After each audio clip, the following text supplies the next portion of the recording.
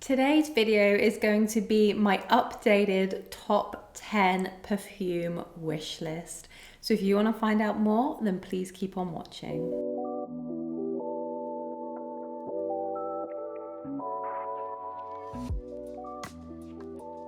Hello everyone and welcome back to my channel, or welcome to my channel if it's the first time you're visiting. Thank you so much for joining me today. As I already mentioned in the intro, today's video is going to be all about my updated wish list. And I'm going to do a top 10, which is what I normally do. I filmed, I think, 2 of these videos in the past and you seem to really like them, and I've had a few comments on my recent videos asking when I am going to be doing an updated wish list video. So here we are. And the list is forever changing. I of course add some of my wish list to my collection. Some of them drop out naturally and then new ones get added to the wish list, of course. It's just never ending, and I feel like this is such a fun idea to do because you can keep track of the ones that really do stick on your wish list, and it means that if they're still on my wish list maybe 6 months later, I should probably just go ahead and buy it if I'm still thinking about it that much. So without further ado, let's get started on my first fragrance wishlist item. So the first fragrance has remained on my wish list, and I don't know why I haven't pulled the trigger yet, and it is none other than Indigo Smoke by Arquiste. This one has remained on my wish list, as I've mentioned, and it is the most beautiful, complex, dark tea fragrance. And I've had 2 decants of this one now, and every time I just cannot get it out of my head. So in essence, it's a complex, smoky, dark tea fragrance that has a little bit of juiciness coming from the apricot and the mandarin. And then you've got this really intoxicating incense note in the base. There's lots of woodiness in here too. You've got some guaiac wood, but it's very much a black tea scent. Very complex. I wouldn't say it's a safe blind buy in the slightest, but if you like your tea fragrances and you want something that is extremely unique, you need to get a sample of Indigo Smoke because it really did blow my mind. And even when I'm talking this through with you now, I'm like, Hayley, just pull the trigger. It's been on your wish list for the longest time and you love a tea scent. So watch this space.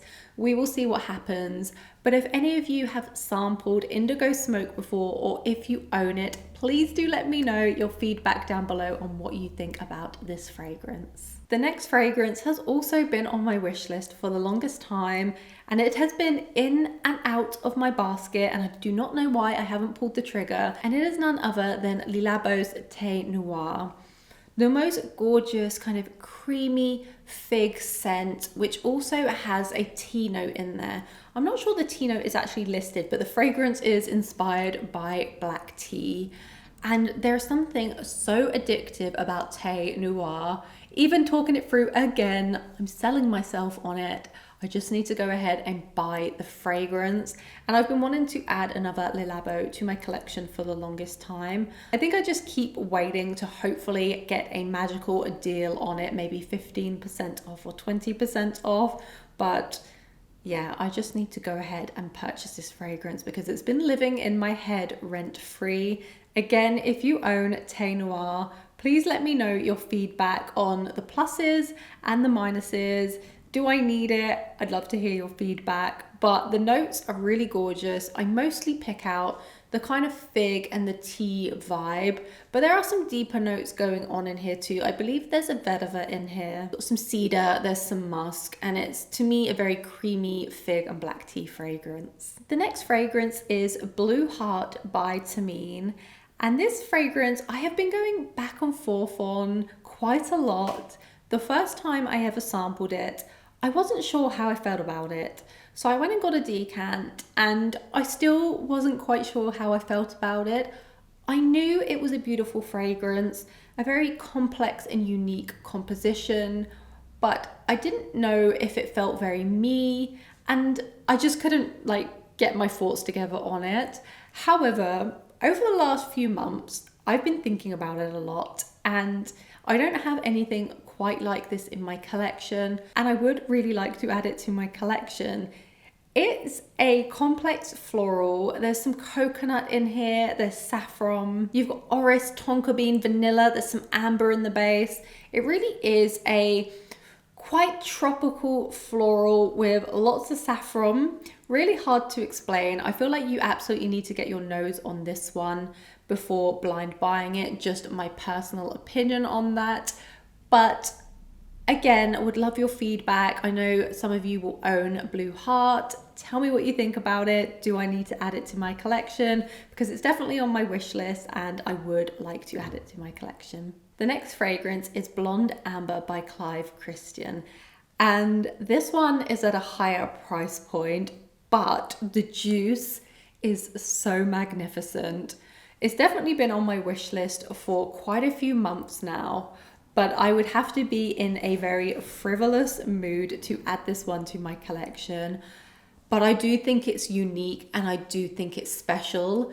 It is the most gorgeous kind of complex amber fragrance. There are so many notes in here.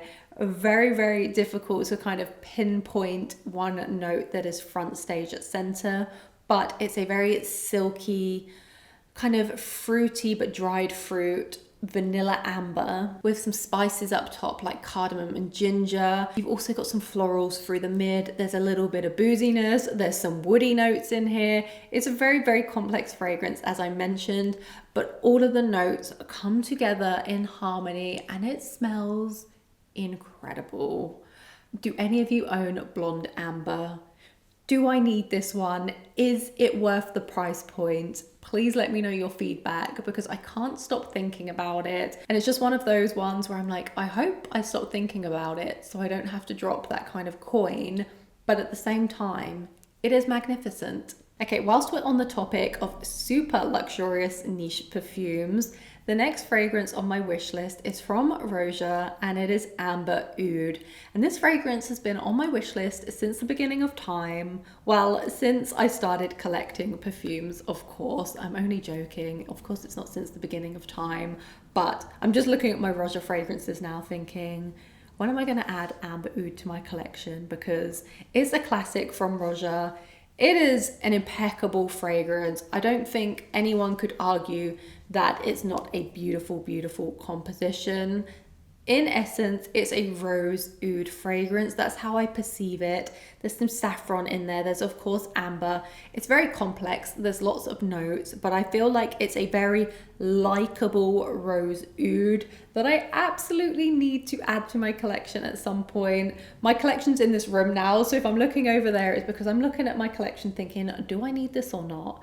And I'm always trying to talk myself out of these things, especially when it comes to kind of the super luxurious niche fragrances, but it would look pretty over there. And I do think it would be unique in my collection too. So anyone that owns Amber Oud, let me know your thoughts down below. And if you've sampled Amber Oud and it's not for you, please also do let me know your thoughts down below, because reading the comments will help me decide a little bit on what fragrance I add next to my collection. So the next fragrance that I want to add to my collection, and it's a relatively new release, is from the Dior private collection, and it is Dior Riviera. Now, it's not the most complex fragrance by any means. It's a light floral figgy fragrance. So the main notes that I get from it are the rose, and it's kind of a light watery pink rose, and then the fig note, and it's quite a fresh fragrance. It's kind of like a green figgy floral, but I absolutely love it. I think it's a fantastic release. Whilst it's not the most unique release, I do want to add this fragrance to my collection because I know I would wear it so much. And I think it's a beautiful release from Francis Kirk de Jean for Dior. And I feel like people have very mixed opinions on this one just because it is quite a simplistic fragrance, but at the same time, lots of us love a simplistic fragrance that we can just grab off the shelf and it makes us feel good, it smells good, and it's very likable. But I can understand the flip side of someone wanting something really unique from Francis Kirk de Jean for Dior. I personally would love to see a gourmand come out from Dior. They have a lot of kind of fresh florals within their collection. It's definitely the DNA they are known for. But yeah, Dior Riviera might be the next fragrance that I add to my collection just for its wearability, but we shall see. The next fragrance that I want to add to my collection is from Maison Crivelli, and it is Iris Malacan. And I'm sure many of you will be surprised that I don't have this one already. It's the type of scent profile that I'm really drawn to. I love iris, I love musky fragrances, and you're right, I do need to add this to my collection, but it's taken me some time because the first time I sampled it, I wasn't quite sure if I loved it or not. It's quite a powerful iris dominant fragrance, has great longevity and a mega sillage in my opinion. But it's definitely one of the best iris fragrances on the market, in my opinion, just because it has this unique quality to it. I love the use of mimosa, cypress, cinnamon, pink pepper.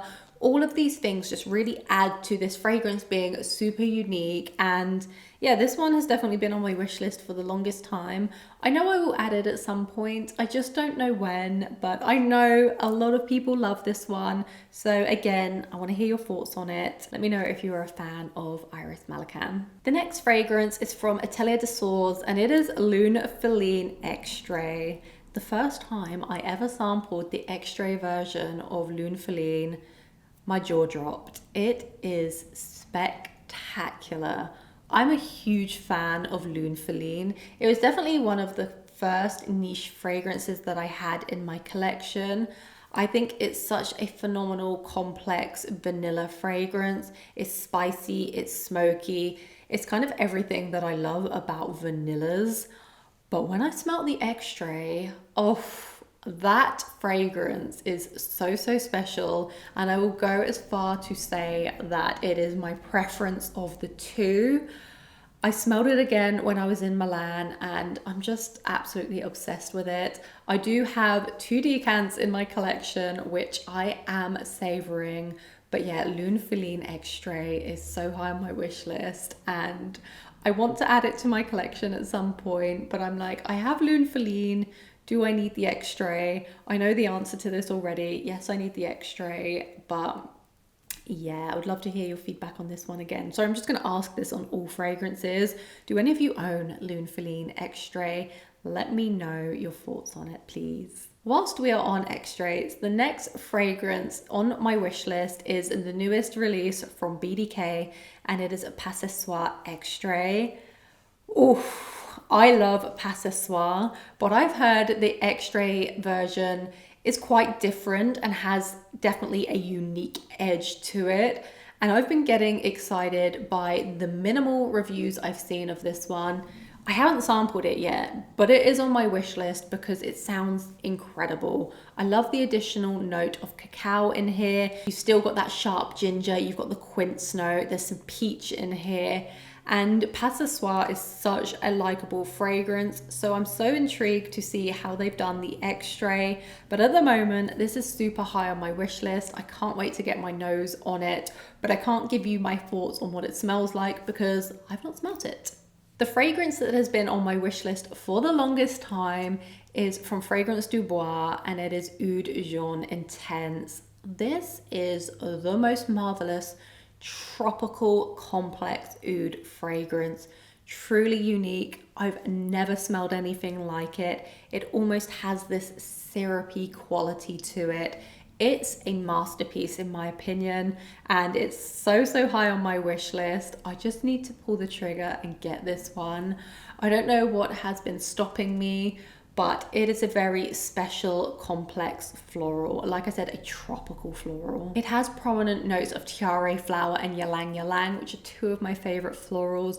You then have some fruity notes in here. You have some pineapple. There's lots of white florals. You have some vanilla, you have some musk and some oud in the base.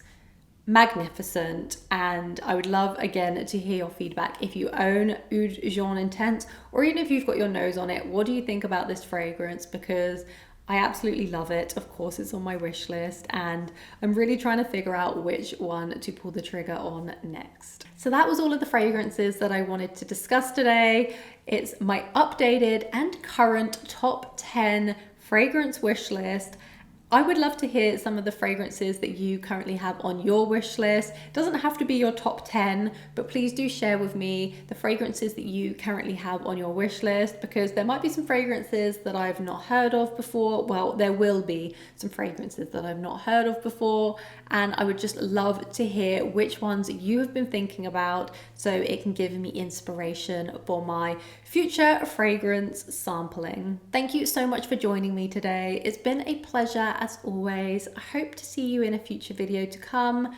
Thank you so much, and goodbye.